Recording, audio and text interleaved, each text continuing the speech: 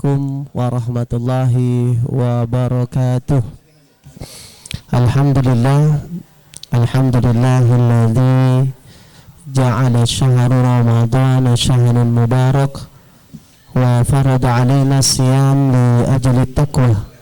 Allahumma salli wa sallim wa barik ala sayyidina Muhammad wa ala alihi wa ashabihi wa man tabi'ahum bi ihsanin ila yaumiddin, amma ba'd. Alhamdulillah ala kalimat yang sangat pantas untuk mengawali segala bentuk aktivitas kita, karena alhamdulillah di hari yang ke-20 pada bulan suci Ramadan Allah masih menitipkan berbagai macam nikmat-nikmatnya kepada kita. Ada yang diberikan nikmat sehat walafiat, ada yang diberikan nikmat sempat beribadah, ada yang paling istimewa yaitu Allah masih titipkan nikmat iman dan istiqamah.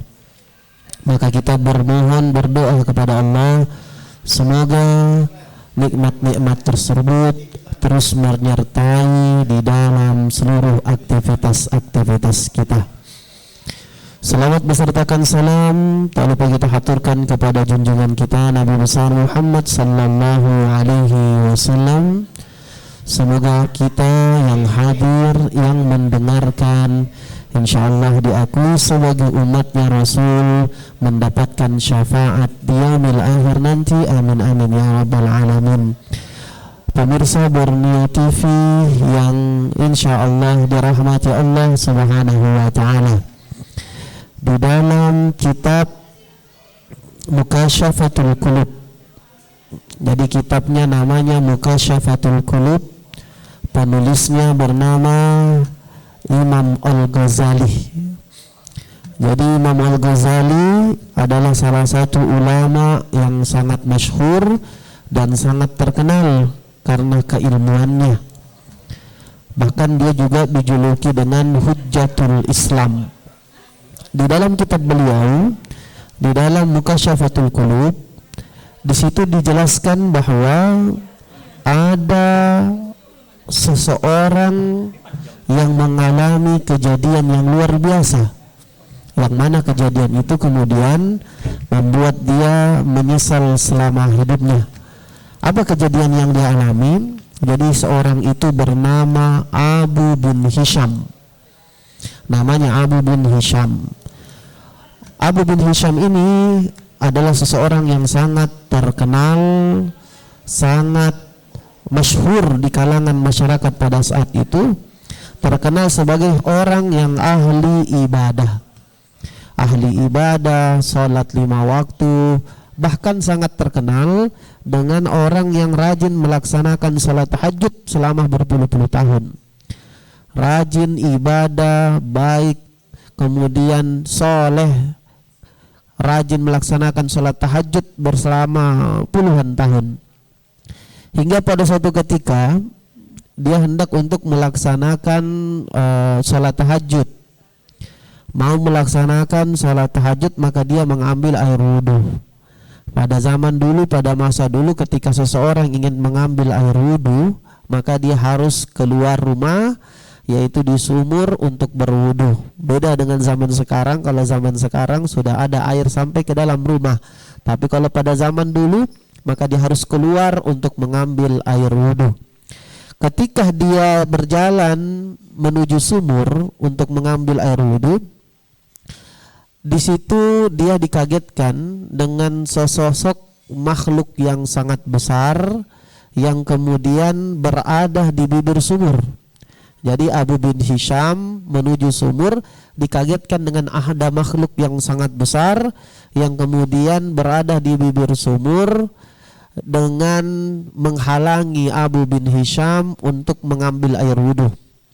Maka kemudian dengan kaget Abu bin Hisham bertanya kepada sosok makhluk tersebut. Dia bertanya, siapakah gerangan engkau? Maka makhluk ini kemudian mengatakan, sosok ini kemudian menjawab bahwa dia adalah makhluk yang diutus oleh Allah Subhanahu wa taala, atau dia adalah malaikat yang diutus oleh Allah Subhanahu wa taala. Maka Abu bin Hisham kembali bertanya, kenapa Allah mengutus engkau di tengah malam yang mana semua orang terlelap dengan tidurnya, lantas engkau diutus oleh Allah hingga ketemu dengan saya, kata Abu bin Hisham.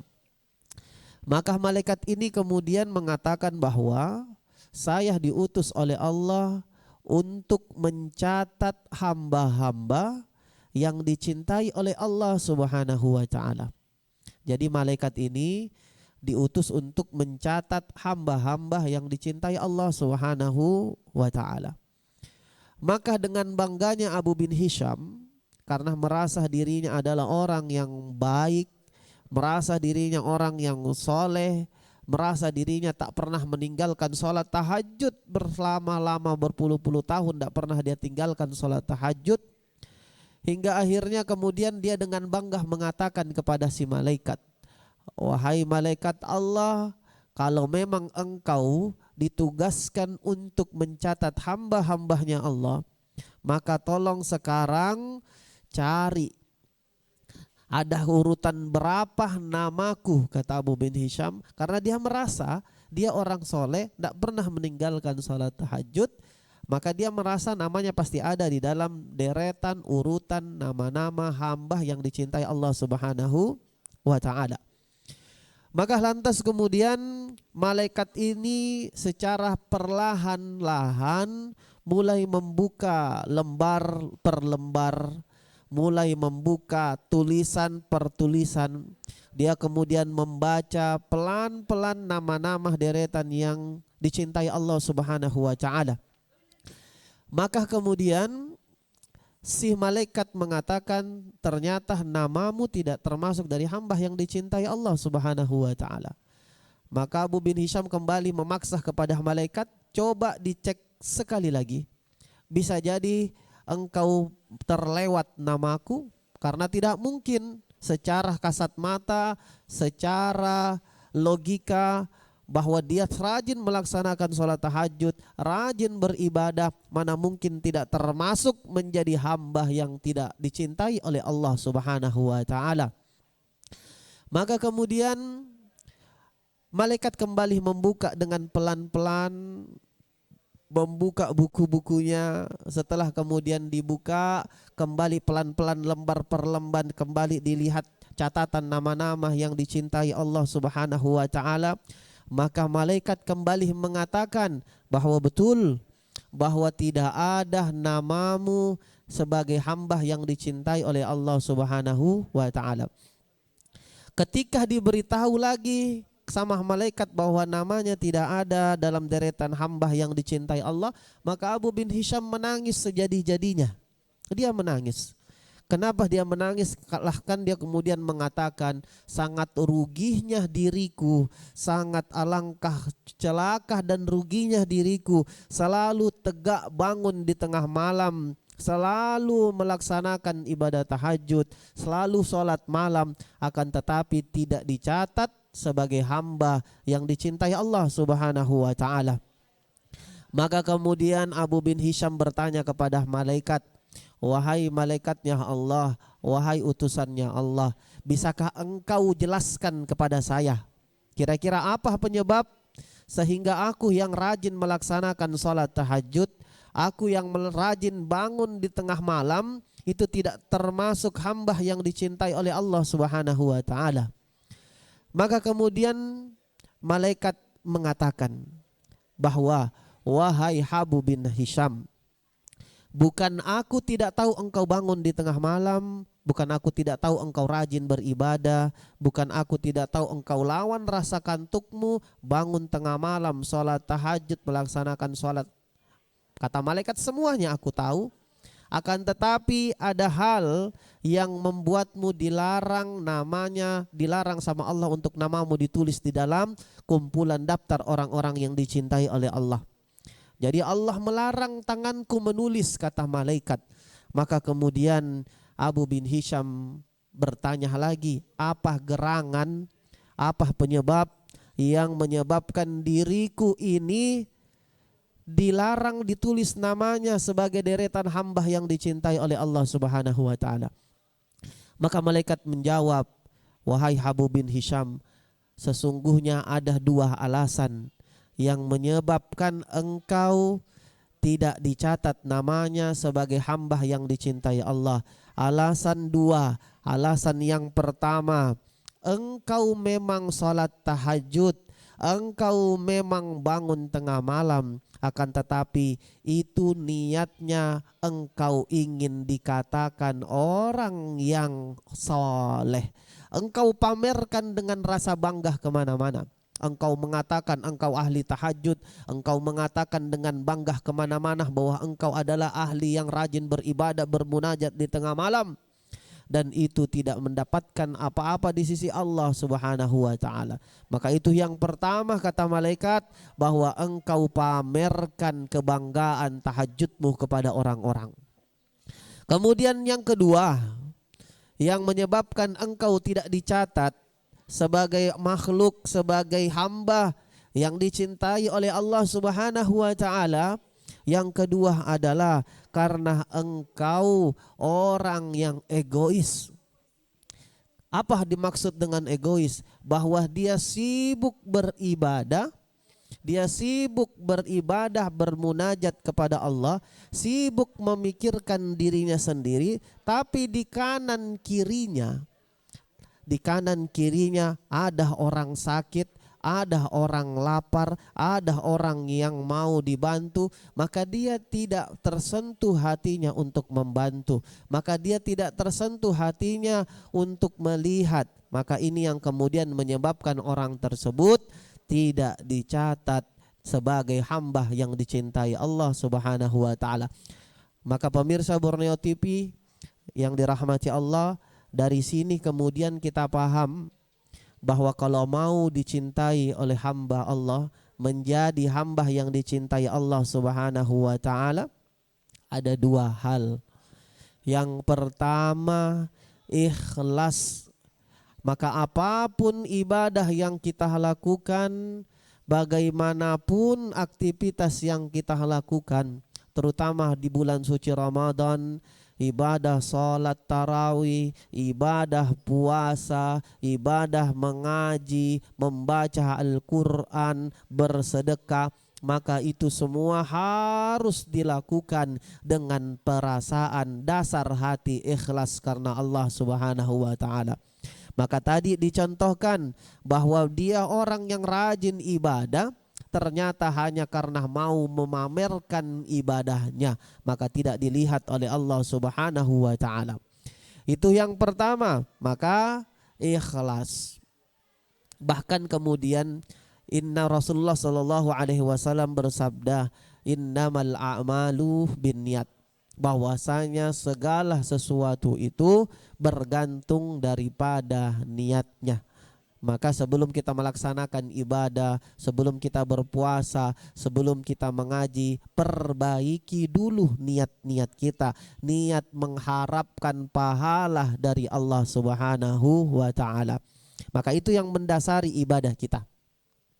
Bahkan di dalam hadis Rasulullah sallallahu alaihi wasallam, man shoma ramadhana imanan wa ihtisaban ghufira lahu ma taqaddama min dzambih.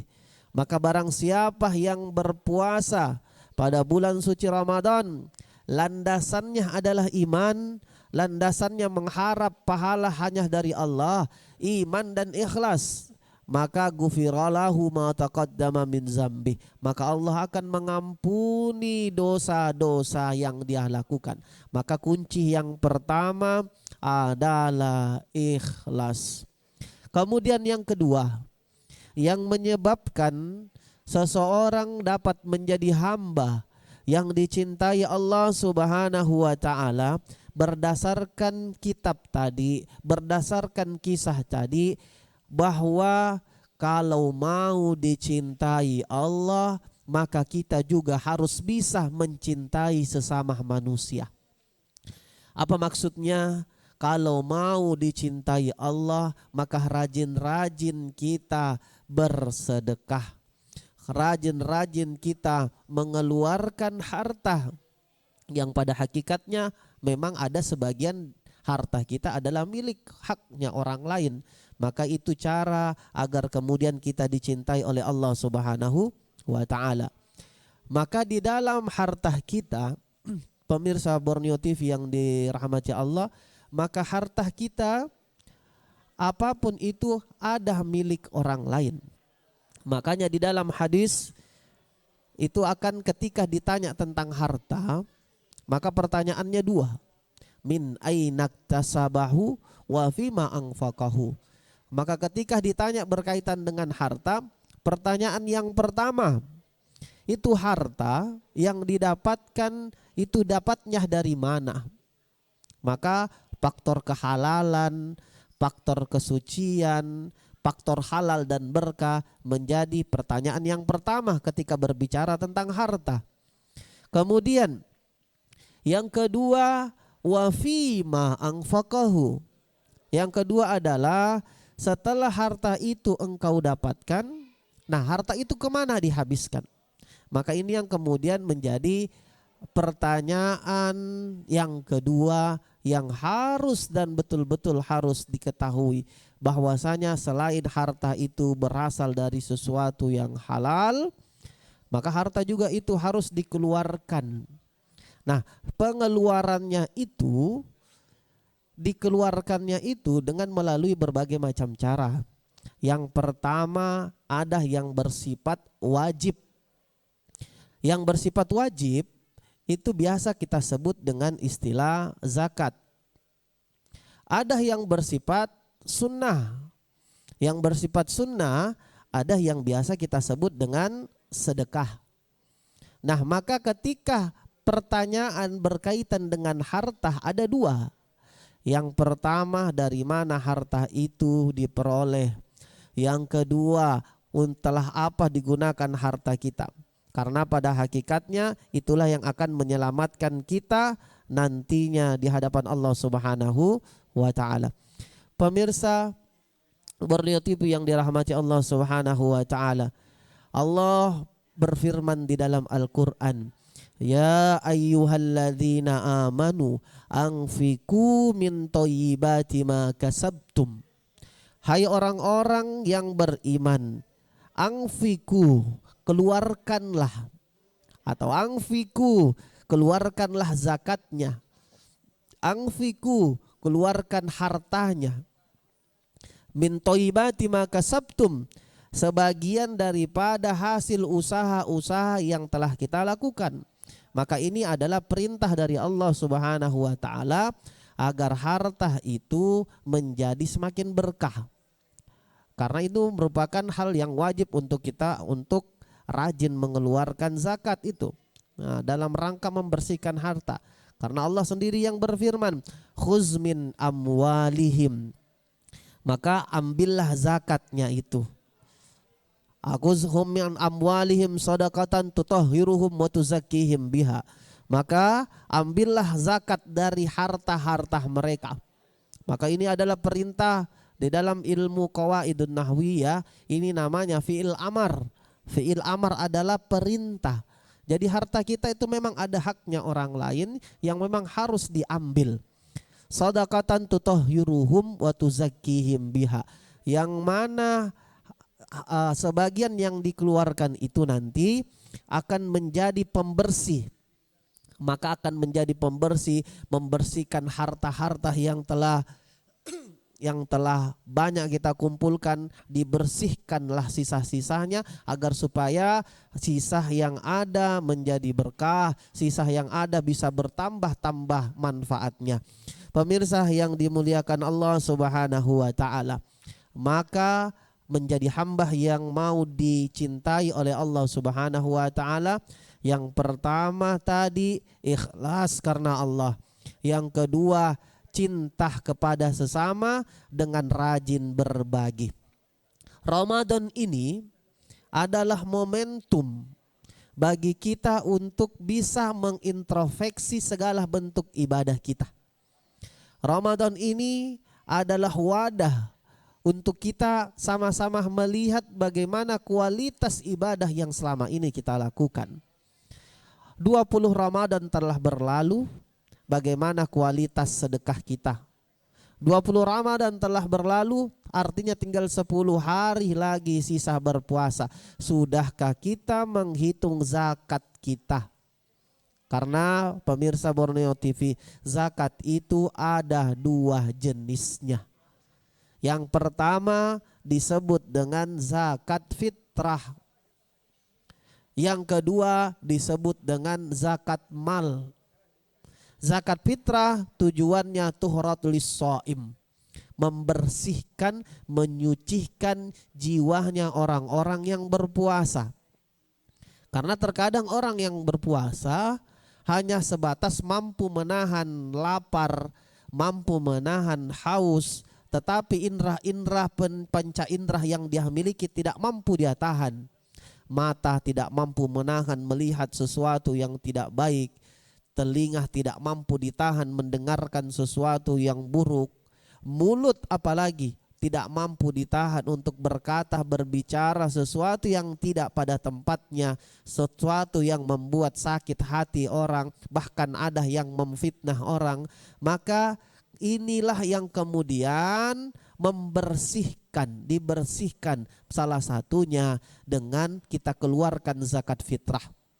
Kemudian tujuan yang kedua daripada zakat fitrah yaitu tu'amatan lil masakin, yaitu memberikan makan kepada fakir miskin. Maka inilah yang kemudian di hadis yang lain dikatakan agnuhum hazal yaum, cukupilah mereka dari kebutuhan-kebutuhan, dari makanan-makanan, agar mereka juga merasakan kebahagiaan sama seperti yang lain rasakan. Kalau yang lain rasakan bisa merasakan makanan yang enak, maka seharusnya di Ramadan ini juga dengan zakat fitrah, orang-orang yang susah pun juga merasakan sesuatu yang enak. Mungkin bagi kita makan daging adalah hal yang biasa, tetapi ada di antara saudara kita yang makan daging adalah sesuatu yang mewah sekali harganya. Maka ini yang kemudian yang harus kita timbulkan, munculkan rasa persaudaraan, munculkan rasa sayang di antara kita. Maka ini yang kemudian menjadi titik penting daripada adanya kewajiban kita untuk mengeluarkan zakat. Maka itu yang pertama adalah zakat fitrah. Yang kedua adalah zakat mal. Jadi zakat mal ini, pemirsa Borneo TV yang dimuliakan Allah, adalah harta, sebagian harta yang kita keluarkan tujuannya adalah untuk membersihkan harta kita. Jadi kalau zakat fitrah membersihkan jiwa kita, kalau zakat mal membersihkan harta kita. Maka inilah yang kemudian ketika Ramadan harta dibersihkan, jiwa dibersihkan, ibadah ditambah, dosa-dosa diampuni, maka itulah istilahnya ketika Idul Fitri kita kembali bagaikan bayi yang baru lahir. Syaratnya itu tadi, harta bersih, jiwa bersih, sosial bagus, ibadah bagus, dan lain sebagainya. Maka dapat menyebabkan kita bagaikan terlahir kembali. Nah, istilahnya terlahir kembali ke dunia bagaikan bayi yang baru lahir. Maka zakat ada 2, zakat fitrah dan zakat harta. Pemirsa Borneo TV yang dimuliakan Allah Subhanahu wa taala, kalau kita melihat sebenarnya apa manfaat dari kita mengeluarkan zakat itu atau kita bersedekah, manfaat dari kita menyisihkan sebagian daripada harta kita, ada banyak manfaatnya. Di antaranya Rasulullah Shallallahu Alaihi Wasallam pernah bersabda, hasinu amwalakum bizzakah. Hasinu ini maknanya adalah bentengi. Jadi benteng itu sebagai jalan pertahanan. Jadi hasinu amwalakum bizzakah. Jadi kita itu disuruh untuk membentengi harta-harta kita dengan zakat. Bahkan kalau kita mau mencoba mencari contoh pemirsa, itu banyak kita temukan. Terkadang kita punya harta masuk, ada entah gaji entah usaha, akan tetapi lambat laun harta pun cepat begitu keluarnya. Ada yang tiba-tiba harus ganti ban motor, ada yang harus tiba-tiba perbaikan ini, perbaikan itu dan lain sebagainya. Yang seolah-olah pengeluaran itu tidak ada habisnya. Maka inilah yang kemudian banyak yang kemudian ulama mengatakan oh ini mungkin faktor salah satunya karena dia tidak mengeluarkan haknya orang. Maka kalau dia tidak mengeluarkan haknya orang, maka Allah yang akan mencoba mengeluarkan dengan caranya. Nah, kalau sudah caranya Allah, maka macam-macam caranya Allah. Ada yang diminta terkait dengan harus ganti motor dan lain sebagainya. Ada juga caranya Allah mengeluarkan harta itu, yaitu dengan musibah. Ada yang harus kejadian ini, kejadian itu. Nah, itu kita harus bisa introspeksi diri. Kita harus sadar dan kita harus bisa paham, oh ini mungkin karena kita tidak mengeluarkan sesuatu yang menjadi hak orang lain. Maka Allah sendiri yang mengambilnya. Maka bentengi itu harta, maka bentengi kekayaan dengan kita mengeluarkan zakatnya. Maka hasinu amwalakum bizzakah.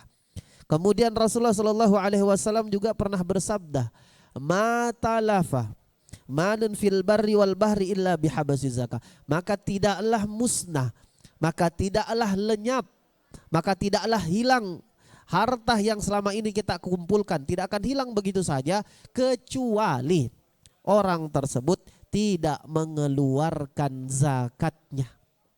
Maka pemirsa Borneo TV yang dimuliakan Allah, banyak kita lihat orang yang berusaha menjaga hartanya, akan tetapi Allah mengambilnya dengan caranya. Kenapa? Karena memang dia tidak jaga dan tidak bentengi dengan mengeluarkan zakat. Kemudian apa manfaatnya kalau kita bersedekah? Manfaat yang selanjutnya adalah Rasulullah SAW pernah bersabda, wadawu mardakum bis sadaqah. Kalau ada yang sakit di antara kita, salah satu cara mengobati penyakitnya rajin-rajin bersedekah. Siapa yang mengatakan ini? Rasulullah SAW di dalam hadis riwayat At-Tabrani, wadawu maradakum bis sadaqah. Maka sembuhkanlah penyakit di antara kalian dengan sedekah. Banyak cerita yang selalu kita dengar, bagaimana ada seorang profesor diponis sama dokter harus melakukan pasang ring jantung. Ini kisah yang masyhur sering beredar. Hingga akhirnya si dokter ini dengan pasrah sudah mengatur waktu operasi dengan dokter jantung. Sudah ngatur waktu akan melakukan operasi jantung. Akan tetapi waktunya ternyata menunggu selama 1 minggu. Karena jantungnya si profesor ini sudah tidak mampu lagi memompa aliran darah kepada seluruh tubuh, maka dia harus ditambah dayanya dengan menggunakan harus dioperasi. Sambil menunggu jadwal operasi, maka si profesor ini kemudian melakukan perjalanan atau jalan-jalan ke pasar. Maka dia jalan-jalan ke pasar. Di dalam pasar dia melihat di depan penjual ayam ada seorang ibu-ibu yang duduk menunggu. Apa yang dia tunggu? Dia tunggu sisa-sisa potongan ayam yang tidak diambil sama orang yang beli. Kemudian dia itulah sisa-sisa yang dikatakan sebagai sampah yang akan dibuang sama penjual, itu yang dia minta si ibu ini. Dilihat sama si profesor. Kemudian si profesor bertanya, Ibu apa tujuannya melihat potongan ayam yang terjatuh, yang itu bakal jadi sampah? Maka kemudian si ibu kemudian menjawab, aku minta sisa-sisa yang orang bilang ini sampah, potongan-potongan sampah, ini aku minta untuk aku bawa pulang. Maka kemudian profesor kembali bertanya, ada apa gerangan sehingga menyebabkan engkau meminta itu untuk membawa pulang? Maka dia katakan, saya memiliki banyak anak. Anak saya sejak minggu yang lalu saya sudah janjikan untuk makan ayam. Saya janjikan untuk makan enak. Akan tetapi karena saya orang yang tidak punya, karena saya orang yang tidak mampu, maka saya tidak mampu membeli ayam.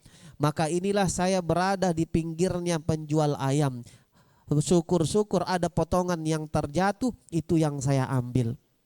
Maka si profesor yang terkena vonis harus operasi jantung itu kemudian tersentuh hatinya. Lantas kemudian dia katakan begini sama kepada penjual ayam, Bang, ibu ini berikan apa yang dia mau. Maka si penjual ayam bertanya kepada si ibu, Bu, ibu butuh berapa kilo? Saya butuh hanya 2 kilo saja setiap minggu. Karena saya berjanji sama anakku, lama sudah dia tidak makan ayam. Dia iri sama temannya yang selalu makan ayam. Maka tanpa berpikir panjang, profesor itu kemudian mengeluarkan duitnya, lantas membayar ayam yang diperkirakan jumlahnya itu sejumlah sebanyak setahun lamanya. Jadi si ibu-ibu berhak mengambil ayam selama setahun, sudah dibayar kontan sama profesor untuk setahun. Maka si ibu-ibu berterima kasih banyak. Kemudian dia mengatakan, kalau bukan karena kasih sayang dan kebaikan daripada profesor, mungkin dia hanya memakan sisa-sisa ayam-ayam saja. Tapi ini alhamdulillah berkat kebaikan profesor, lantas kemudian memberikan ayam dengan banyak. Singkat cerita, profesor itu pun pulang ke rumah, dan waktu beberapa hari kemudian, waktu dia ketemu sama anaknya di rumah, ditanya sama anaknya, kok bapak begitu bahagia terlihat, padahal besok jadwalnya operasi. Maka kemudian si profesor mengatakan, aku melakukan kebaikan, melakukan suatu perbuatan yang membuat aku bahagia sekali. Maka lantas kemudian tanpa berpanjang kata, tidak menjelaskan apa-apa, maka mereka mempersiapkan keberangkatan untuk melakukan operasi jantung. Akhirnya singkat cerita sampai di rumah sakit, sudah ketemu dokter, sudah mau akan dilakukan operasi jantung. Ketika mau melakukan operasi jantung, kemudian si profesor dilakukan check up cepat. Dicek secara cepat bagaimana kesehatan jantungnya, dicek secara cepat. Setelah dicek secara cepat kesehatan jantungnya, si dokter yang pertama yang ditugaskan mengecek, dia melihat kaget. Kenapa dia kaget? Karena jantung yang lemah tiba-tiba berfungsi kembali seperti sedia kala. Jantung yang harusnya dipompa, diberikan bantuan per, kemudian ternyata berfungsi kembali seperti biasa. Maka si profesor kaget, si profesor heran, ada apa gerangan? Akhirnya tak puas sampai situ melakukan cek. Kemudian si dokter kemudian memanggil lagi rekan dokternya yang lain. Dia lihat, dia cek, coba bantu cek kan. Hingga kemudian dicek beberapa kali, ternyata sama kasusnya, bahwa jantungnya si profesor sudah mengalami perbaikan yang sangat luar biasa. Akhirnya para dokter-dokter itu kemudian bertanya, apa gerangan yang membuat Bapak bisa sembuh seperti ini? Adakah obat yang sudah diminum? Maka profesor kemudian menjawab, saya tidak minum obat apa-apa. Lantas apa perbuatan yang profesor lakukan? Kenapa bisa ini jantung yang awalnya harus ditambah operasi, harus ditambah per, akan tetapi sembuh seketika? Maka kemudian profesor ini menjelaskan bahwa kemarin beberapa hari yang lalu dia hanya melakukan sedekah. Dia hanya membelikan seorang ibu ayam 2 kilo tiap minggu.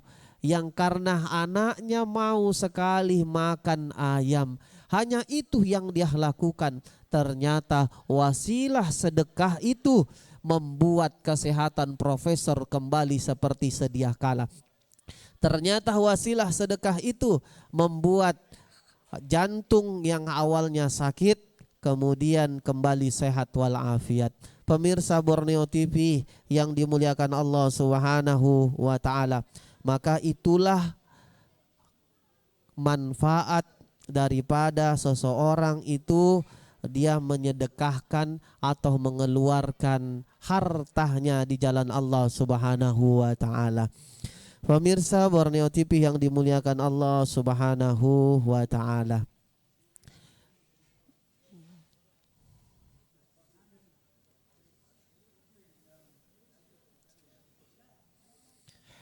Kemudian selanjutnya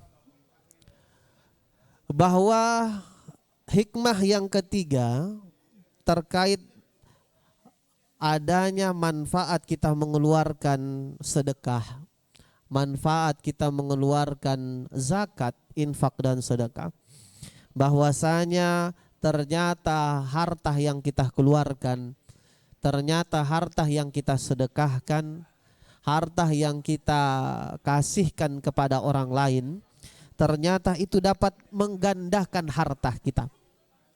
Rasulullah sallallahu alaihi Allah Subhanahu wa taala berfirman dalam surah Ar-Rum mengatakan, "Wa ma ataitum minaz zakah turiduna wajhallah faulaika humul mut'ifun."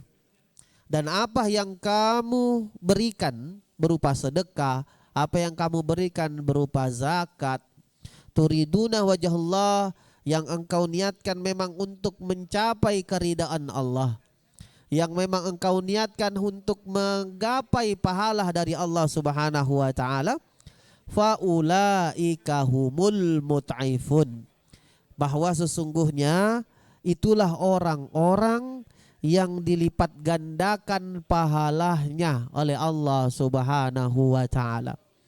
Maka orang yang bersedekah, maka orang yang berzakat, Allah akan lipat gandakan. Kemudian di ayat yang lain, ayatnya masyhur sering kita dengar, masalul ladzina yunfikuna amwalahum fi sabilillah, perumpamaan orang-orang yang menafkahkan hartanya di jalan Allah Subhanahu wa taala, kamatsali habbah ambatat sab'a sanabila fi kulli sumbulatin mi'atu habbah, yaitu serumpama sebutir benih. Nah, benihnya ini melahirkan 7 bulir. 7 bulir inilah kemudian muncul lagi cabangnya 100. Inilah kemudian kalau orang yang mengeluarkan hartanya di jalan Allah, itu dia akan tumbuh terus kebaikan-kebaikannya. Nah, maka manfaatnya akan terus mengalir. Manfaatnya akan terus datang kepada kita. Bahkan tidak sedikit kalau sedekah itu berupa harta, maka dapat juga dikatakan sebagai sedekah jariah. Apa sedekah jariah? Adalah sedekah yang walaupun kita telah meninggal dunia, akan tetapi pahalanya, kebaikan itu, sedekah itu terus mengalir kepada kita walaupun kita telah meninggal dunia.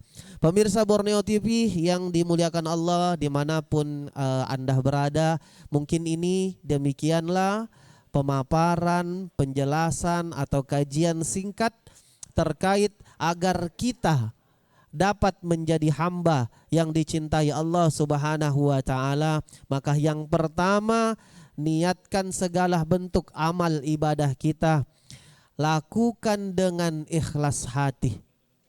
Nah, itu yang kemudian menjadi syarat bahwa ibadah itu menjadi dicintai Allah Subhanahu wa taala. Kemudian yang kedua adalah supaya hamba itu harta itu kita keluarkan sedekahnya, dan inilah yang menjadi penolong kita di hadapan Allah Subhanahu wa taala. Mungkin ini yang dapat kami sampaikan, lebih dan kurangnya mohon dimaafkan. Wallahul muwaffiq ila aqwamit thoriq. Assalamualaikum warahmatullahi wabarakatuh.